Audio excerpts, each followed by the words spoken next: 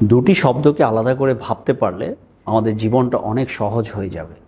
এই দুটি শব্দ যার মধ্যে যদি আমরা পার্থক্য করতে পারি ঠিকমতো এবং সেটি যথার্থভাবে ব্যবহার করতে পারি, তাহলে অনেক ভুল বোঝাবুঝি থেকে আমরা নিজেদেরকে মুক্ত রাখতে পারবো।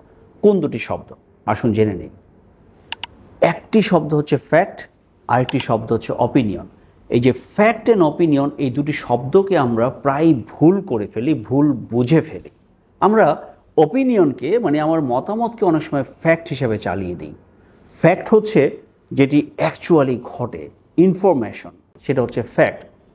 আর অপিনিয়ন হচ্ছে আমি যেটাতে মতামত দিই, আমার চিন্তা, আমার ধারণা, আমার বিশ্বাস, সেটা হচ্ছে অপিনিয়ন। তো আমরা কোনো একটা ফ্যাক্ট যখন বলি, আমরা ফ্যাক্টের নামে বা ফ্যাক্ট যখন বলার চেষ্টা করি, ফ্যাক্টের নামে আমরা অপিনিয়ন চালিয়ে দিই। যেমন ধরুন, আমাকে বলা হলো যে এই রুমটার বর্ণনা করবার জন্য। তো দেখা যায় যে আমি বললাম রুমটি অনেক বড়, রুমটি দেখতে অনেক সুন্দর, রুমটির ডেকোরেশন খুব ভালো।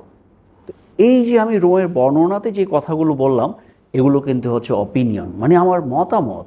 এখন যে কেউ চাইলেই আমার এই মতের সাথে ডিফার করতে পারে। কেউ একজন বলতেই পারে যে না, রুমটা সুন্দর না, রুমের ডেকোরেশন ভালো না। দুজনের কথাই কিন্তু ঠিক, দুই অ্যাসপেক্টে। সো এগুলো হচ্ছে অপিনিয়ন। আর ফ্যাক্ট হবে কোনটা? আমি যদি বলি যে রুমটি 120 স্কোয়ার ফিটের, রুমের মধ্যে একটা এসি আছে, একটা প্রজেক্টর আছে, 5টা টেবিল আছে, এগুলো হচ্ছে ফ্যাক্ট। তো আমরা যখন কোনো ঘটনা বর্ণনা করি, আমরা অবচেতনভাবেই ঘটনার ফ্যাক্ট না তুলে আমরা অপিনিয়ন বর্ণনা করি, নিজের মতামতকে তুলে দিই। এবং যখনই আমি মতামত দেই, আমরা ভুলে যাই যে এটা অপিনিয়ন, এবং এটাও ভুলে যাই যে আমার অপিনিয়নের সাথে অন্যের অপিনিয়ন নাও মিলতে পারে।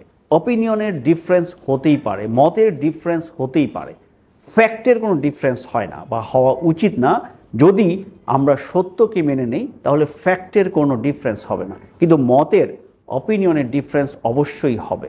সো আমরা এখন থেকে যখন কোনো কথা বলবো, যখন আমার মতামত দিব, আমার মানে কমিউনিকেশন আমি যখন করব, তখন এই বিষয়টা খেয়াল রাখবো। আমরা ফ্যাক্টের কথা বলতে যেয়ে যেন অপিনিয়ন দিয়ে না ফেলি। আর যদি বা অপিনিয়ন দেই, কেউ একজন সে অপিনিয়নের সাথে ডিফার করতেই পারে, এই বিশ্বাসটা আমার রাখতে হবে বা এটা আমাকে মেনে নিতেই হবে। তো এই যে ফ্যাক্ট আর অপিনিয়ন, এটার পার্থক্য যদি আমরা ঠিকমতো বুঝতে পারি এবং কমিউনিকেশনে সেটি যথার্থ ব্যবহার করতে পারি, তাহলে আমাদের ইন্টারপার্সোনাল কমিউনিকেশনের অনেক ভুল বোঝাবুঝি কমে যাবে, আমাদের সম্পর্কগুলো সুন্দর হবে। আর আমাদের সম্পর্কগুলো যত সুন্দর হবে, আমাদের লাইফের কোয়ালিটি ততটাই বাড়বে।